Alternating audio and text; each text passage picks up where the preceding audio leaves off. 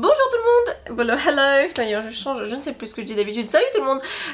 On se retrouve aujourd'hui dans une nouvelle vidéo, je suis dans le même endroit, la même tenue que une des vidéos précédentes que vous avez vues, je l'espère, sur les Master éditions, tout ça, je mettrai en barre d'infos si vous n'avez pas vu, et si ça vous intéresse bien sûr, parce que peut-être que ça ne vous intéresse pas. Je reviens pour une autre vidéo Lifestyle Fairy Life parce que on m'a également beaucoup demandé de parler de Erasmus, de l'expérience Erasmus, l'échange universitaire, etc. Vu que j'ai passé un an à Nottingham en licence 3, je pense pouvoir vous parler un petit peu de tout ça.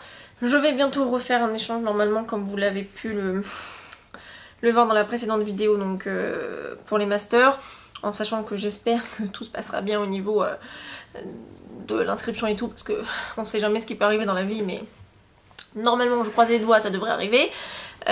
Donc Erasmus, c'est un échange universitaire entre des universités européennes. Je précise, Erasmus ce n'est que pour l'Europe. Et vous avez également des autres échanges, hein, effectivement plus internationaux, mais ça c'est pas Erasmus. Et du coup moi je connais pas du tout les procédures pour les autres. Là la procédure que je fais en ce moment pour New York c'est encore différent parce que c'est pas tout à fait... c'est pas un autre organisme qu'Erasmus, c'est vraiment un partenariat juste entre NYU et ma fac actuelle. Donc voilà, c'est encore autre chose, c'est encore différent. Erasmus, alors j'admets que pour tout ce qui est préparation, j'ai eu assez peu de choses à faire dans le sens où la fac s'occupait de beaucoup de choses. J'étais donc à l'UFR d'études anglophones de Paris, qui était donc affilié à Paris 7, maintenant cet UFR a disparu, il a été racheté par la Sorbonne. Anyway, et donc du coup maintenant ils sont je crois à Olympe de Gouges s'ils n'ont pas bougé. Si certains sont en LLCE anglais à Paris 7, n'hésitez pas à me dire si vous avez bougé depuis. En fait moi j'ai fait partie des très peu qui en fait savaient déjà en L1 qu'ils allaient partir en L3 parce que j'avais un niveau suffisant en fait pour le savoir et pour le postuler en L1. Et que je savais en fait déjà de base que je voulais partir, donc voilà, il y a certaines personnes qui s'y sont prises on va dire en L2 parce qu'elles n'étaient pas sûres de vouloir partir en L3 si elles voulaient continuer, ce qui était normal. Moi je savais que j'allais faire toute ma L3, enfin toute ma licence dans l'anglais et je savais que je voulais partir, donc voilà, j'ai eu la chance de pouvoir avoir sécurisé ma place dès la L1. Je n'avais pas le niveau suffisant pour aller dans la fac que je voulais à la base puisque c'était Trinity College en Irlande et en fait il fallait 16 de moyenne, j'en avais 14 donc voilà, j'ai pas eu la place, mais c'est pas grave, j'ai envie de dire c'était voilà, c'est que ça devait pas marcher comme ça. Et puis bon, j'étais pas forcément non plus voilà, j'avais envie parce que j'avais vu beaucoup de photos Trinity College, ça avait l'air magnifique, mais voilà, j'étais pas non plus en mode hyper déçue, tout simplement parce que c'était pas non plus mon rêve d'aller là-bas à la base. Et donc moi j'ai été acceptée à the University of Nottingham, ça faisait partie des 50 universités, les 50 premières universités mondiales, en tout cas à l'époque où j'y suis allée. Donc vous voyez, j'avais pas eu Trinity College, mais bon, j'allais pas me plaindre non plus. L'endroit est magnifique, si un jour vous postulez à une université, je vous recommande finalement c'est celle-là, dans le sens où c'était vraiment un très bel endroit. Des trucs qu'on vit qu'une fois, j'ai l'impression, parce que c'était c'était sublime en fait. Je sais pas si je pourrais insérer des photos dans cette vidéo, mais si c'est le cas je le ferai volontiers. Et voilà, c'était un bon enseignement. Voilà, il y avait des infrastructures faites pour les étudiants. Moi en L3 j'étais obligée d'être en campus avec des L1 on va dire de là-bas. Et ça c'est la seule chose que je regretterai toujours et qui m'aura vraiment saoulée pour toute l'année. Je pense que c'est pas une chose pour moi c'était pas la meilleure décision. Je comprends parce qu'effectivement on va dans un pays différent, donc on est un peu considérés comme des bébés aussi, mais j'aurais largement préféré être dans un appartement en dehors du campus parce que j'étais avec des filles qui tout simplement revenaient à 4h du matin de boîte et qui continuaient à faire la fête alors que toi t'avais cours le lendemain à 8h. Donc voilà, c'était pas forcément ce que je préférais. Parfois elles sont levées comment on appelle ça, leur produit pour se bronzer dans la douche. La douche était orange avec des copeaux de peau, enfin c'était très sympathique. Voilà, j'ai pas vraiment apprécié de dormir enfin sur le campus en fait, tout simplement. Voilà, en plus ça s'empilait les trucs dans la cuisine, ça sentait très mauvais assez tout le temps. Donc voilà, personnellement c'était pas une très bonne expérience à ce niveau là. Après je sais que d'autres ont vécu de meilleures expériences, tout simplement parce qu'ils ont eu plus de chances de tomber sur des gens qui étaient un minimum respectueux et d'eux-mêmes et des autres. Bon voilà, après c'est le jeu, hein, on sait pas sur quoi on va tomber. C'est comme la boîte de chocolat dans Forrest Gump, n'est-ce pas? Mais voilà, si vous avez l'opportunité de vivre ou bien sur le campus ou bien en dehors, et que vous n'avez pas particulièrement le profil de celle qui fait la fête jusqu'à 7h du matin ou celui qui fait la fête jusqu'à 7h du matin, je vous recommanderais fortement d'aller dans un appartement en dehors du campus, parce que en sachant que c'est que les premières années qui sont sur les campus, c'est la première fois qu'ils sont sans papa et maman et ils ont tendance à être sauvages et voilà, quand on a un peu plus d'années et qu'on est un petit peu plus mûr, on va dire, à ce niveau-là, bah du coup c'est un peu fatigant. Mais après tout dépend de la façon dont vous voulez le vivre et surtout de la façon dont vous avez le droit de le vivre, parce que nous donc on n'avait vraiment pas le droit d'aller en dehors du campus. Donc ça c'était ça. Après le campus à Nottingham était quand même vachement cool, hein, faut pas se mentir, vraiment au niveau infrastructure, au niveau de ce que c'était, j'ai quand même passé une très bonne année parce que c'était très beau, très bien fait, etc. Donc ça, il n'y a pas de souci à ce niveau-là. Après, autre chose, si vous partez en Erasmus ou si vous partez très loin, une chose à savoir sûre et certaine, et que c'est vraiment d'expérience que je le dis, ne partez pas si vous n'avez pas d'argent. C'est horrible à dire, faites un prêt hein, aussi, hein. Moi je l'avais pas fait parce que voilà, des raisons on va dire familiales, etc. ont fait que j'ai pas pu le faire. Je n'ai eu pas beaucoup de bourses parce que mon père gagnait trop d'argent. Et en fait ma bourse ne m'a pas du tout aidée, enfin jusqu'en décembre en fait, et après de janvier à début juin, et ben j'avais pas de sous en fait, et du coup je n'ai rien fait de mon année, clairement presque. J'ai dû rester la plupart du temps chez moi parce que je n'avais tout simplement pas de sous, j'avais à peine peut-être 10 livres par semaine à dépenser dans la nourriture quoi, donc voilà, donc c'est vraiment quelque chose qu'il faut prendre en compte, mais avec sérieux. L'argent ça fait tout, c'est horrible à dire, mais pour partir en tout cas en Erasmus, je dis pas si vous voulez partir genre à Pékin Express, effectivement vous pouvez toujours trouver un moyen de trouver des gens qui vous hébergeront, qui vous nourriront, mais c'est pas comme ça dans une vie de campus d'étudiants, parce qu'on est tous dans la même merde avec à ce niveau d'argent. Et je sais que moi j'ai pas pu trouver de travail en Angleterre parce qu'en fait ils privilégiaient les étudiants anglo-saxons, ce que je comprends parce que eux ils ont des dettes affolantes à rembourser. Le prix, nous on n'a pas eu à payer le prix de, on a juste eu à payer le campus quoi, mais eux ils doivent payer des milliers de pounds pour l'inscription elle-même dans la fac. Donc voilà, mais vraiment si je peux vous recommander quelque chose, c'est de partir avec de l'argent, d'être sûr que vous avez économisé suffisamment, et surtout si vous faites un prêt, voilà, de pouvoir avoir ce prêt, parce que je vous assure que partir dans un pays et pas pouvoir partir à sa découverte parce que vous n'avez pas d'argent pour faire quoi que ce soit, bah c'est pas fun quoi, c'est clairement... Voilà, aujourd'hui je le sais, je sais que maintenant si je pars à New York je partirai avec tout l'argent qu'il faut, peu importe, mais voilà, je l'ai vécu en Angleterre donc je peux vous le dire, rester chez soi, rien faire, c'est pas fun. Donc faites en sorte d'avoir un budget assez conséquent quand vous partez, surtout si vous partez un an. Et que la bourse on vous donne rien quoi, tout simplement. Donc ça, je vous ai parlé donc des campus, de voir un petit peu entre le campus et en dehors. Qu'est-ce que j'aurais voulu aborder? Les cours. Alors les cours là-bas, moi j'avais je crois 10 à 14 heures de cours par semaine, ce qui n'était pas tellement changeant de la fac à Paris. Voilà, faut savoir qu'en fac on n'a pas beaucoup d'heures de cours, mais alors en plus quand on est Erasmus c'est pire. Enfin c'est au meilleur, je sais pas, ça dépend de ce que vous préférez. Mais il faut savoir qu'en Angleterre et probablement aux États-Unis également, en fait tout le travail pratiquement se fait personnellement en fait, c'est-à-dire que voilà, on va partir en cours pour un cours de je sais pas 2 heures et voilà, ça va être un échange, ça va vraiment pas être un cours magistral, ça va vraiment être juste des discussions entre le prof et les étudiants avec un PowerPoint, quelque chose comme ça. Et en fait, on va donc avoir un paper à rendre ou un examen, mais moi j'ai eu que des papers donc je sais pas pour les examens. Et en fait, c'est que du travail personnel, que du travail de recherche à la bibliothèque, parce qu'en fait, c'est pas vraiment des choses qu'on voit en cours et que c'est pas du tout suffisant. Faut vraiment faire du travail soi-même.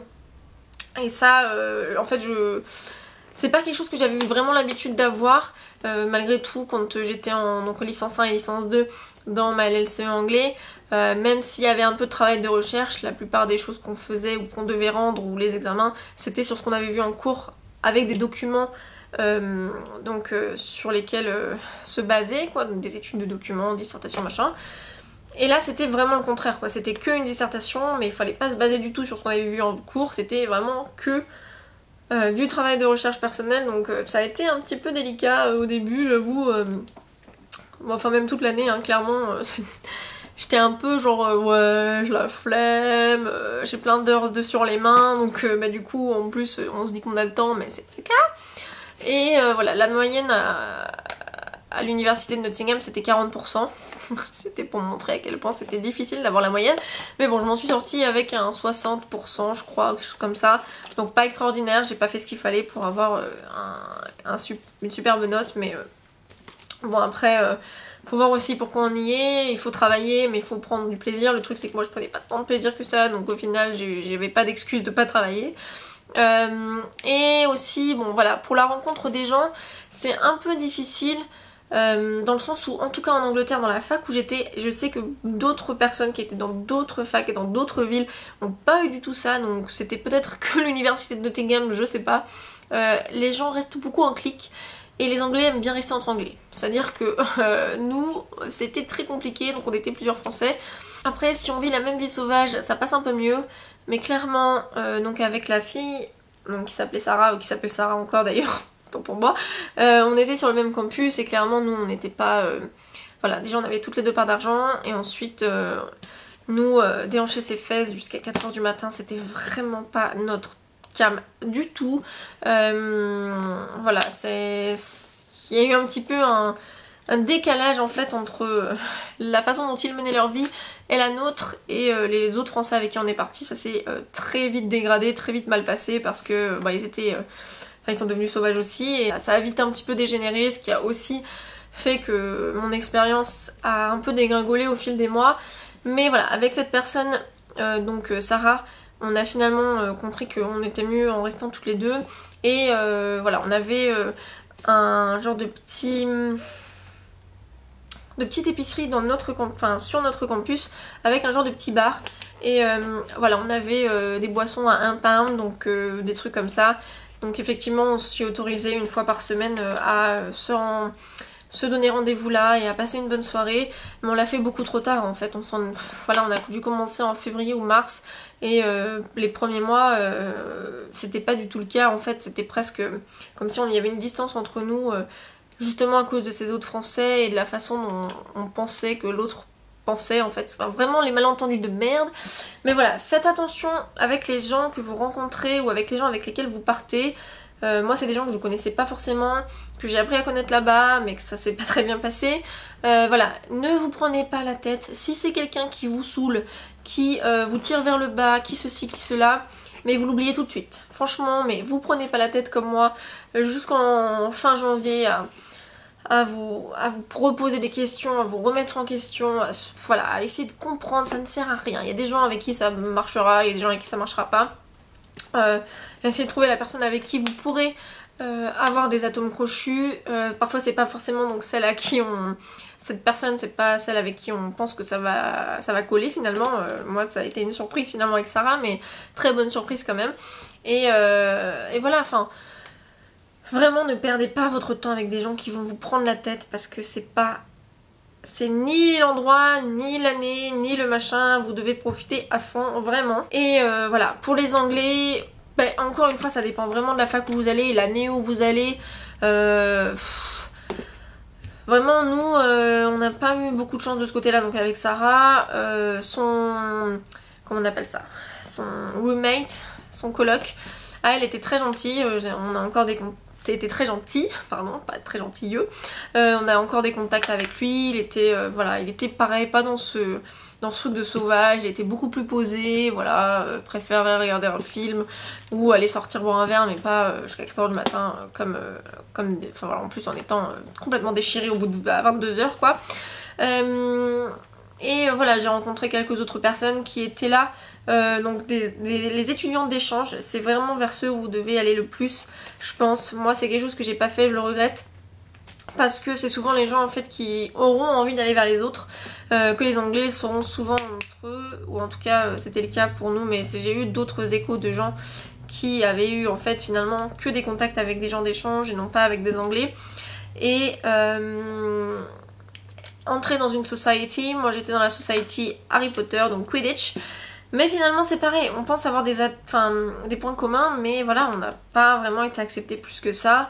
Et pourtant, qui sait combien Harry Potter est censé réunir les gens, mais voilà, les Anglais, clairement, en tout cas moi pendant mon année, nous n'ont pas accepté.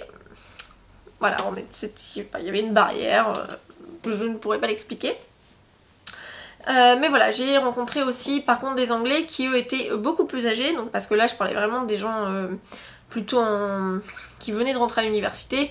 J'ai rencontré des Anglais plus âgés qui étaient qui avaient mon âge, qui étaient en 3e ou en 4e année, et là qui eux étaient beaucoup plus posés, pareil, donc qui vivaient en dehors du campus, et c'était cool, mais donc je pouvais pas les voir tellement souvent, et c'était des gens en fait qui apprenaient le français, donc ça nous permettait de parler français, de parler anglais, etc.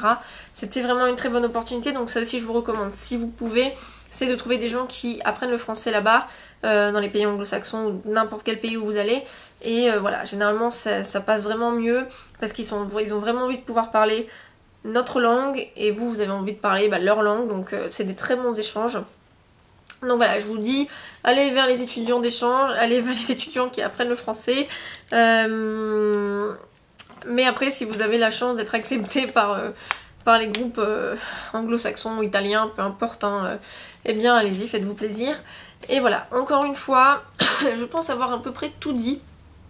Voilà, faites en sorte d'être sûr de partir avec suffisamment d'argent.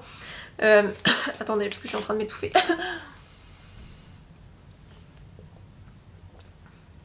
Ça m'a fait la même chose dans la vidéo. Master. Anyway. Donc voilà, faites en sorte de partir avec suffisamment d'argent. Pour pouvoir explorer, pour pouvoir faire plein de choses. Vraiment on se rend pas compte, hein, mais en plus la vie en Angleterre est très chère, donc si c'est pour partir en Angleterre, croyez-moi, faut être prêt, financièrement parlant.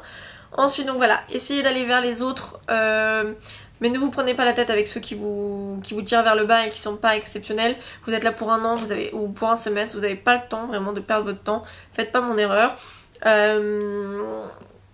Voilà, si vous n'êtes pas obligé d'être ces gens qui sont un peu, voilà, qui ont envie de mener une vie sauvage, de boîte et compagnie. Si vous n'êtes pas une party girl ou un party boy, c'est pas grave. Je veux dire, j'en ai rencontré finalement des gens comme ça, mais parce que au début, j'ai été braquée à cause de tous ces autres, et j'ai pas fait l'effort d'en trouver d'autres, alors que j'ai fini par en trouver d'autres. Et voilà, donc vraiment c'est pas grave si vous êtes comme moi et que vous avez pas envie de faire la fête jusqu'à 5h du matin en boîte, alors que vous entendez rien, que tout le monde vient vous toucher les fesses, bref, etc. Par contre si vous l'êtes, tant mieux, en tout cas si vous allez en Angleterre, parce que clairement vous allez trouver votre place très vite. Ne soyez pas choqués si vous voyez des filles habillées en boxeur et en soutien-gorge pour aller faire la fête, c'est leur tenue. Je me souviendrai toujours de cette fille. Il y avait 20 cm ou même 40 cm de neige, il faisait moins 12 degrés. Mes parents étaient là cette fois-là, donc ils pourront témoigner. Ils ont été choqués aussi, bon moi j'avais plus l'habitude.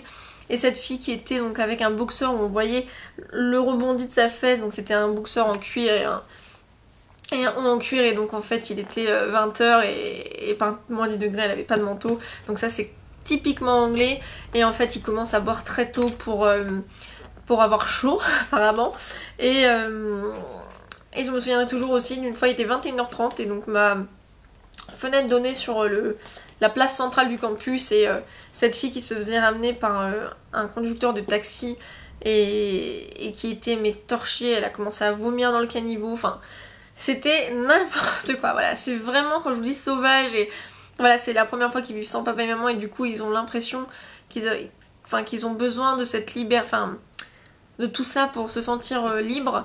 Voilà, après c'est vraiment une question de culture, c'est vraiment une question de personnalité, de savoir où sont ses limites, qu'est-ce qu'on a envie de faire. Moi je veux dire peu importe tant que leur santé n'était pas en danger, peu importe, moi j'étais juste pas comme ça.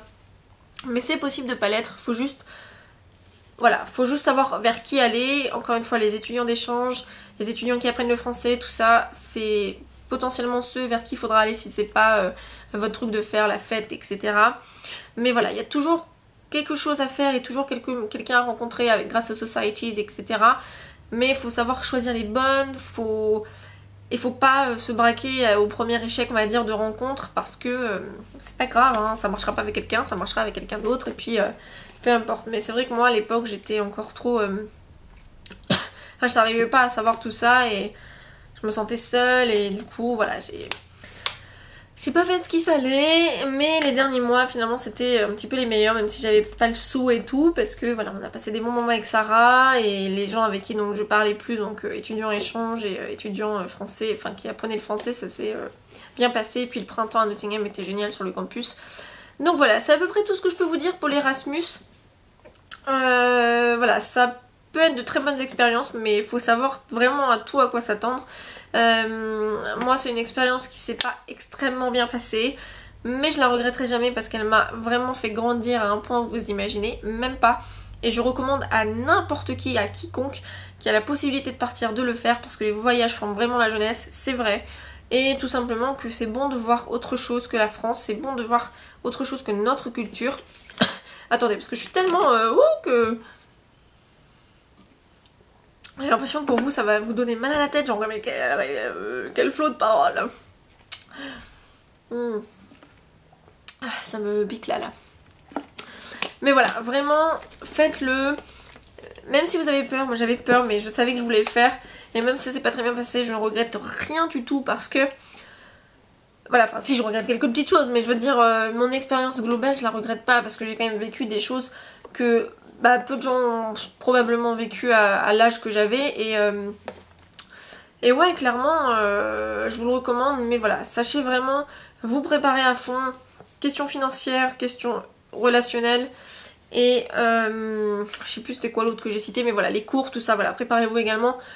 Si vous êtes vraiment flemmard, faudra vraiment mettre un petit peu la deuxième, hein, parce que c'est à vous ce sera à vous de travailler et personne vous aidera pour le coup, et à moins que vous ayez un tutor, mais voilà,